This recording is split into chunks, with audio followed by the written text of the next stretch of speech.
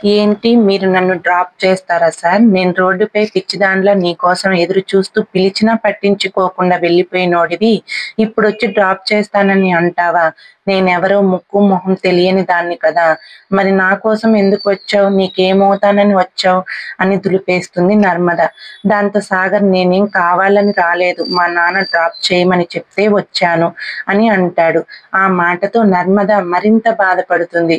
ఓహో! అదా సంగతి. అంటే మీ నాన్న చెప్పారని వచ్చావు తప్ప నీ అంతట నువ్వు రాలేదన్నమాట. భార్యపై ప్రేమతో భార్య నడుచుకుంటూ వెళ్తుందనే బాధతో రాలేదన్నమాట. సాయంత్రం ఇంటికి వచ్చిన తర్వాత మీ నాన్న చెప్తేనే నాతో మాట్లాడు. లేదంటే మొహం మార్చుకొని మూలన కూర్చుంటావు అంతేనా? అంటూ ఆవేశంగా అక్కడి నుంచి వెళ్ళిపోతుంది నర్మద. దాంతో సాగర్ ఏయ్ వెళ్ళిపోతున్నావేంటి? వచ్చి బండెక్కు అని అంటాడు. ఆ మాటతో నర్మద ఎలా కనిపిస్తున్నానురా నీ కంటికి? నువ్వు అసహించుకుంటే భరించాలి. రోడ్డు మీద ముక్కు మొహం తెలియని దాన్ని చూసినట్టు చూస్తే ఓర్చుకోవాలి. ఇప్పుడొచ్చి బండెక్కమంటే సిగ్గు లేకుండా ఎక్కేయాలి. ఏమనుకుంటున్నావురా నా గురించి? నీ కంటికి నేను వ్యక్తిత్వం లేని దానిలా కనిపిస్తున్నానా? ఆత్మాభిమానం లేని దానిలా కనిపిస్తున్నానా? అంటూ ఉతికారేస్తుంది నర్మద. దాంతో సాగర్ నీతో వాదించే ఓపిక, టైము రెండూ నాకు లేవు. మర్యాదగా బండెక్కుతావా లేదా అని అంటాడు.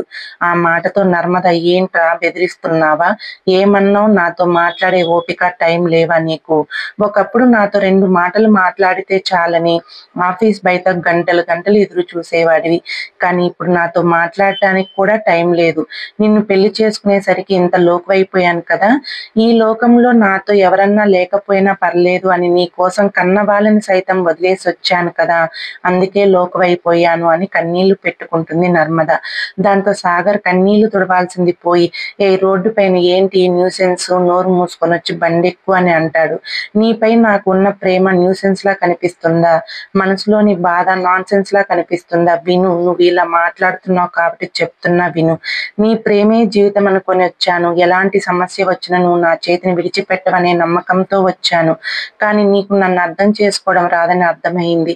నేను చేయని తప్పుకు కూడా నన్ను ద్వేషిస్తున్నావు. కానీ ఏదైనా తప్పు చేస్తే నా పరిస్థితి ఏంటి? ఇప్పుడే ఇలా ఉన్నావంటే ఇక ముందు నా పరిస్థితి ఏంటి తలుచుకొని బాధపడుతుంది నర్మద.